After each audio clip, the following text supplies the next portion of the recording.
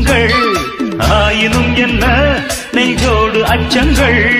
ஆனந்த சங்கமத்தில் அச்சம் வருமா பூக்களை கிள்ளுவதால் ரத்தம் வருமா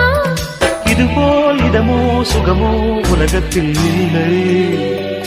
இவளின் குணமோ மனமோ மலருக்குள் இல்லை